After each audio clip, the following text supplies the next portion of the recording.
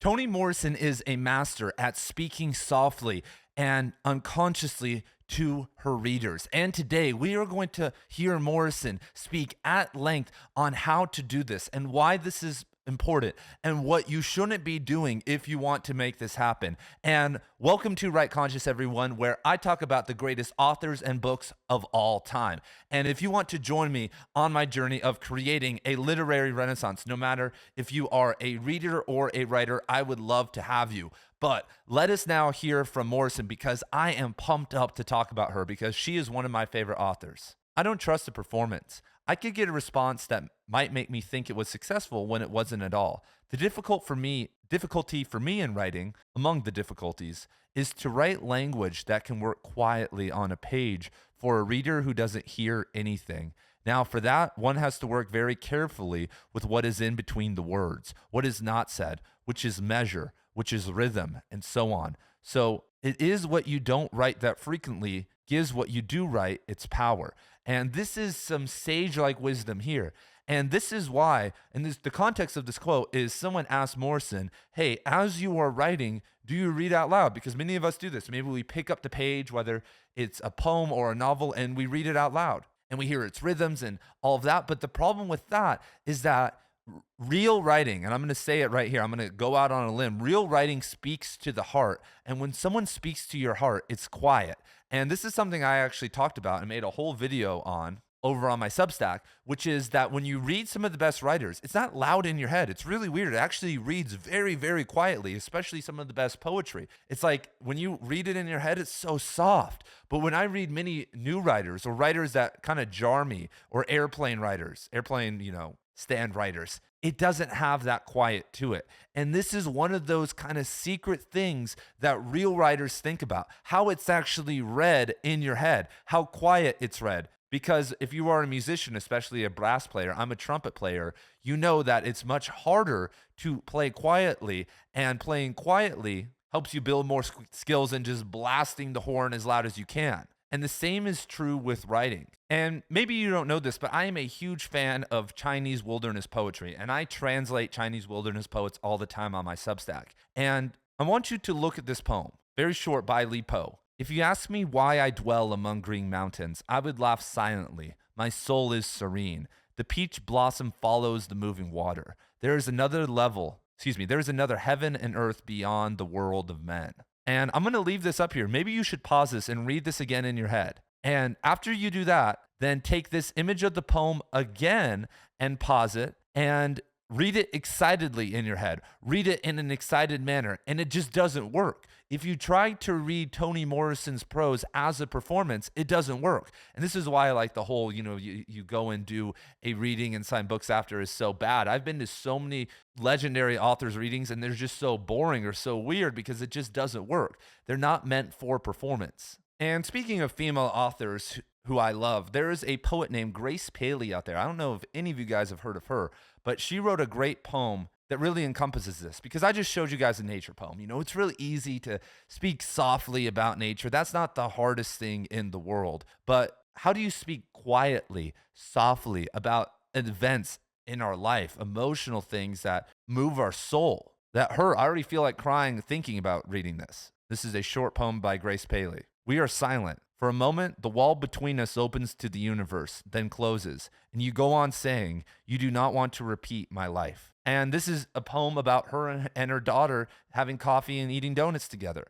But that is an immense weight. There is a silence there. There is a soul weight there. There are those moments with your kids where the world opens and you connect with them, and then it shuts, and they break your heart, and they're going to be different. They're going to individuate, and that's the point. But as a parent, it's very interesting to see that they don't want to be anything like you most of the time. And that hurts, because then it's like, wait, am I doing something wrong? Was my whole life a waste? But if you speak quietly, if you think quietly, if you think in metaphor, if you don't think about performance, that's the type of stuff you can write. Because how does love feel? How does love between you and your lover feel? It probably feels something like this Rumi poem. A night full of talking that hurts. My worst held back secrets. Everything has to do with loving and not loving. This night will pass. Then we have work to do. That's, oh my God, that's like the perfect example of what a real relationship is like. This is not 50 Shades of Grey. Go read Twilight or 50 Shades of Grey. It literally reads loud. Since I kind of got turned on to this concept, I've been, viewing prose this way. And so, like, let's read some famous Morrison quotes and see, is it quiet or is it loud? Like, how does it actually read in your head? Because if you don't do this, if you don't realize this is a thing, most of the time, your prose is going to be reading very loud. And the reason I actually decided to talk about this and do this is that I had a writing contest that was a nature poetry contest. And I got all these submissions, and half of them were reading like really loud. And I was like, what is happening? Feels like I'm being screamed at right now when someone's talking about a butterfly. And then I realized, like, most people don't realize this is something that they have to consciously do or hold themselves back from doing, because yes, there are savants. There are those of us who can figure this out and have figured this out, and this is a natural thing. But what about people who don't? Because you and I don't do things naturally that other people do as writers that we are blind to. And here's a quote on Morrison about love. You think because he doesn't love you that you are worthless. You think that because he doesn't want you anymore that he is right, that his judgment and opinion of you are correct. If he throws you out, then you are garbage. You think he belongs to you because you want to belong to him. Don't. It's a bad word. Belong, especially when you put it with somebody you love. Love shouldn't be like that. Do you ever see the way the clouds love a mountain? They circle all around it. Sometimes you can't even see the mountain for the clouds. But you know what? You go up top and what do you see? His head. The clouds never cover the head. His head pokes through because the clouds let him. They don't wrap him up. They let him keep his head up high, free, with nothing to hide him or bind him. You can't own a human being. You can't lose what you don't own. Suppose you did own him. Could you really love somebody who was absolutely nobody without you? You really want somebody like that? Somebody who falls apart when you walk out the door? You don't, do you? And neither does he. You are turning over your whole life to him, your whole life, girl. And if it means so little to you that you can just give it away, hand it to him, then why should it mean any more to him? He can't value more than you value yourself. And this is in an emotional moment in the text. And I would implore you to go read, confessional poetry that talks about a similar topic, especially modern confessional poetry, and hear the jagged edges of their prose and how it's being presented. And why it's really important to learn to write quietly is because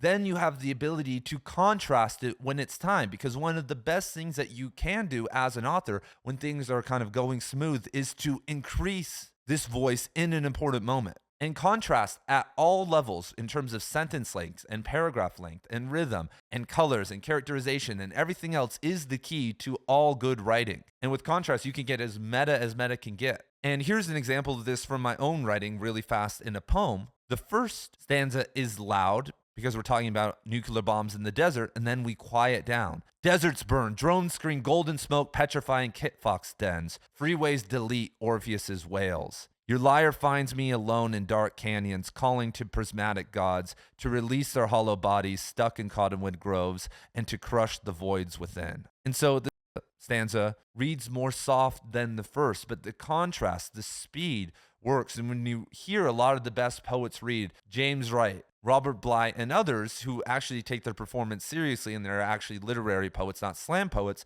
they do very similar things. Even Charles Bukowski, he'll be reading and suddenly it starts building up. And so think on these things, integrate these things. Morrison is a legend. I'm going to be talking about her a bunch more on this channel. If you guys want to see more videos on her, I have a playlist down below. And if you guys want to join me on Substack for the literary renaissance where all the best writers in the world are writing right now, fiction, poetry, and nonfiction, then go and join. It's free. I have no affiliation, and I would love to see you and your work over there so that we can kick off this renaissance. Thank you guys for being here, and I will see you in the next video.